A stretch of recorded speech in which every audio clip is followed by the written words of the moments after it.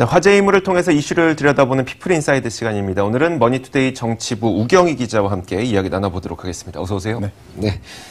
자, 먼저 그 해외 순방을 떠나 있는 문재인 대통령의 개헌안이 오늘 국회에 제출이 되는데 네.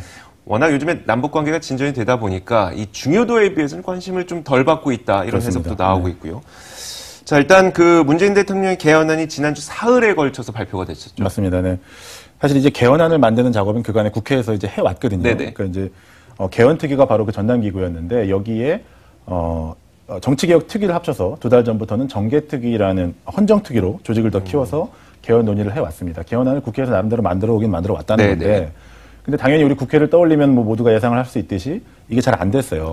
여야가 싸우느라고 네. 잘 안 됐습니다. 그래서 이제 그걸 두고 보다 못한 청와대가 문재인 대통령의 이름으로 따로 개헌안을 내서 오늘 국회로 제출을 하게 되는 겁니다. 자꾸 싸워서 개헌안이 만들어지질 않으니까 그럼 청와대가 우리가 나서서 해드리겠습니다 해서 그렇죠. 일단 개헌안을 만들어서 내놓은 거죠. 그렇습니다. 네. 이번에는 어떤 내용이 좀 특별하던가요? 뭐 일단 큰 틀에서 보면 당연히 이제 더불어민주당 안에 좀 네네. 가까운 내용, 그간에 더불어민주당이 주장을 해왔던 내용들을 많이 담고 있는데요. 노동 관련 사안들이 좀 기본적으로 그렇고 이른바 토지공개념도 도입하는 내용을 문재인 대통령이 개헌을 통해서 제안을 했습니다. 토지공개념은 기본적으로 뭐 땅이 뭐 다 나라 거다 이런 얘기는 아닌데 네네. 기본적으로 개인들이 정말 편하게 매매할 수 있는 그런 거에는 약간 제한을 두자. 말하자면 어떤 부동산을 많이 갖고 있는 사람들이 뭐 임대료를 많이 받든지 마음대로 매매를 해서 그 차익을 거둘 수 있는 이런 권리를 완전히 인정하지는 않는다는 겁니다. 네네. 부동산에서 비롯된 심각한 양극화를 좀 해소하자 이런 취지로 도입을 제안을 한 거고요. 여기에 이제 기업 간 상생을 좀 더했는데 대기업과 중소기업 상생을 통해서 또 이것 또한 양극화를 좀 해소해보자 이런 내용이 되겠습니다. 무엇보다 중요한 건 이제 소위 권력구조 문제가 되겠습니다. 대통령 임기를 어떻게 할 거냐 이건데요. 문재인 대통령은 그동안 주장해왔던 죄송합니다. 네. 임기 4년에 한 차례 연임이 가능한 대통령제 이거를 이제 개헌안을 통해서 제안을 했고요. 네. 만약에 통과가 된다면 지금 5년인 대통령 임기가 4년으로 바뀌고 한 차례 연임을 할 수 있는 이런 상황이 되겠습니다. 그래서 2022년에는 대선하고 지방선거가 동시에 열릴 수도 있게 되는 네네. 그런 상황이 됐습니다. 그렇게 되면 대통령과 지자체장들의 임기가 일치하게 그렇게 되는 되죠. 예, 4년으로 바뀌면. 4년으로 바뀌면요. 네.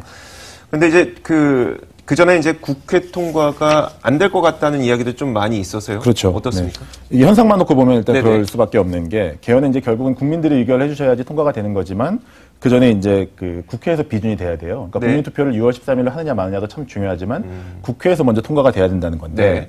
지금 국회 통과 커트라인이 바로 3분의 2입니다. 과반수가 아니고. 네네. 근데 지금 자유한국당이 지금 110석이 넘죠. 그래서 이제 자유한국당이 만약에 반대를 하고 네. 국회 기준이 안 되게 되면 국회 문턱을 넘기 어렵다는 겁니다. 이게 지금 여당은 국정 지지도가 높은 시점에서 승리로 가기 위해서는 지방선거와 같이 개헌을 하자 이런 입장이고 네. 한국당은 또 같은 이유로 반대를 하고 있어요. 그런 상황이기 때문에 한국당 의원들이 표결에 참여를 하지 않는다면 국회 통과도 난망한 그런 상황이 되겠습니다. 통과가 되려면 100석 미만이 반대를 해야 되는 거죠. 그렇습니다. 100석 미만이 그렇죠. 반대를 해야 되는데 이미 100석 넘게 자유한국당이 들고 있다 보니까 이게 그렇습니다. 안 될 네. 것 같다는 얘기고. 네. 근데 또 그런 가운데 자유한국당의 홍준표 대표가 개헌 투표에 참석하면, 그러니까 투표를 그러니까 일단 국회에 들어가면, 그렇죠. 그럼 제명하겠다는 이야기를 했다는 거죠. 본회의장에 들어가면 이제 제명하겠다는 네네. 건데 이게 110석이 넘는 의원들이 모두 반대를 하지 않을 것 같다는 어떤 불안감 때문일 수도 있고 네네. 어떤 상징적인 보여주기 때문을 위해서일 수도 있겠는데요. 개헌은 기본적으로 한국당에서는 문재인 개헌에 응하지 않는다는 걸 당론으로 정하고 있는 상태입니다. 하지만 이게 의견 표명을 전체로 하는 게 아니라 개별적으로 들어가 투표를 하는 개별 투표이기 때문에 의원들이 들어가서 나는 뭐 찬성이다라고 해서 찬성표를 던져버리면 네네. 홍준표 대표 입장에서는 막을 수 있는 방법이 없는 거고요. 그래서 이제 홍 대표는 개헌안 표결 현장에 들어가면 제명하겠다 이렇게 약간 협박 아닌 협박을 하게 된 겁니다. 이 청와대는 여기에 이제 개헌안 투표조차 안 들어가는 건 위헌 소지가 있다. 그러니까 네네. 국회의원이라면 누구나 이 개헌에 대해서 의사표시를 해야 된다 이렇게 주장을 한 건데요. 일단 개헌 투표 현장까지만 가면 본인의 양심에 따라서 조금은 뭐 찬성표가 나올 수 있다 이런 기대도 약간 있는 것 같고 또 반면은 이번에 찬성표가 안 나와서 부결이 되더라도 크게 잃을 건 없다 이런 계산도 좀 있는 걸로 보입니다. 그게 무슨 계산인지 모르겠네요. 일단 자유한국당이 116석을 갖고 있기 때문에 자유한국당이 들어가도 부결될 가능성이 그렇죠. 있고 그렇죠. 거기에다가 좀 더 확실하게 하기 위해서 본회의장에 들어가면 제명하겠다고 하니까 맞습니다. 거의 이제 통과가 안 될 것으로 보는 게 맞을 것 그렇죠. 같아요. 사실 그런 어떤 객관적인 조건을 감안하면 네네. 이번에 어렵다는 걸 전제로 했을 때 네. 고민을 하는 건데 청와대 입장에서는 6월 지방선거에서 개헌이 될 가능성도 당연히 염두에 둬야 되겠지만 6월 지방선거에서 개헌에 실패할 가능성도 생각을 하지 않을 수가 없는 겁니다. 네네. 이게 만약에 부결이 된다고 해도 대통령이 먼저 개헌안을 냈다는 것 자체가 참 큰 의미가 있어요. 그러니까 만약에 국회로 다시 공인이 넘어와도 네네. 여야의 쟁점은 여전하고 그 상황에서 국회가 다시 어떤 전향적으로 합의를 이루기 어려운 상황에서 이미 대통령이 내놓은 안이 어떤 골자가 될 가능성이 대단히 높다는 거죠. 네. 그래서 만약에 이제 또 심지어 지금 대통령 지지율이 70%를 상회하고 있는 상황에서 대통령의 안을 뭐 국회가 완전히 무시할 수 없는 그런 상황이고요. 그래서 향후의 어떤 논의를 위한 채를 이미 청와대가 잡았다 이렇게 봐도 뭐 과언이 아닌 상황이 되겠습니다. 그 말은 그 6월 지방선거 이후에 개헌안이 다시 한번 이슈가 될 수 있다는 건가요? 맞습니다. 지금 사실 뭐 남북 문제 이런 거에 약간 가리는 감이 없지 네네. 않은데 대통령을 4년 하느냐 5년 하느냐 그리고 한 번 더 하느냐 한 번만 하느냐 이거 정말 국민들도 관심이 많으실 수밖에 그럼요. 없는 그런 이슈고요. 그리고 지금 청와대의 움직임을 보면 매월 큰 이슈로 전국을 주도하고 있어요. 그러니까 뭐 예컨대 4월에는 남북 정상회담이 예정이 돼 있는 상황이고 5월에는 북미 정상회담이 또 있을 수가 있고요. 네. 그렇다면 6월에 지방선거를 하고 나면 7월 이후 청와대가 전국을 주도할 이슈는 과연 무엇이 되겠느냐라고 했을 때 개헌을 가지고 가도 이미 주도권을 잡은 상황에서는 전혀 불리할 싸움이 아니다. 이렇게 볼 수가 있겠습니다. 네, 알겠습니다.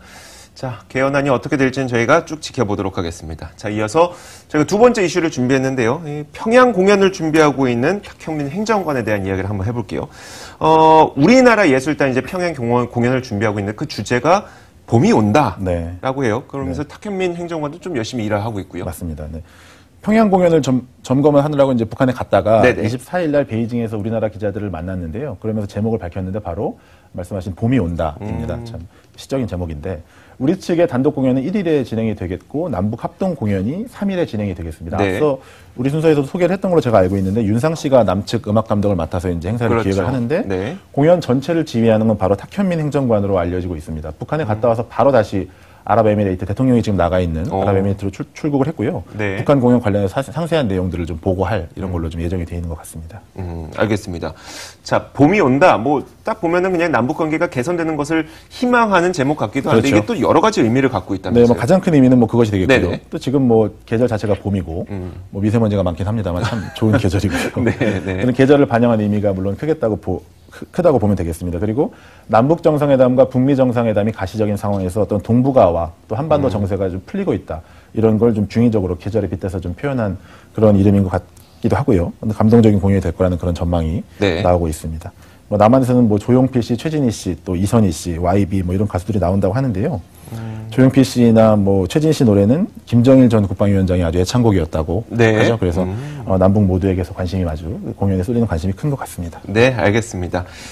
자, 여기서 보내드리도록 하죠. 지금까지 머니투데이 정치부 우경희 기자와 함께 이야기 나눠봤습니다. 말씀 고맙습니다. 자, 저희 경제시사 토크 사이다가 준비한 시간도 여기까지입니다. 이제 제가 한 일주일 하루 동안 여러분들과 함께 이 프로그램을 진행을 해왔었는데요. 원래 터줏대 감인 김영롱 앵커가 이제 내일 돌아오게 됩니다. 내일부터는 경제시사 토크 사이다 김영롱 앵커와 함께 하시면 될 것 같습니다. 자, 저희는 여기서 인사드리겠습니다. 시청해주신 여러분 고맙습니다.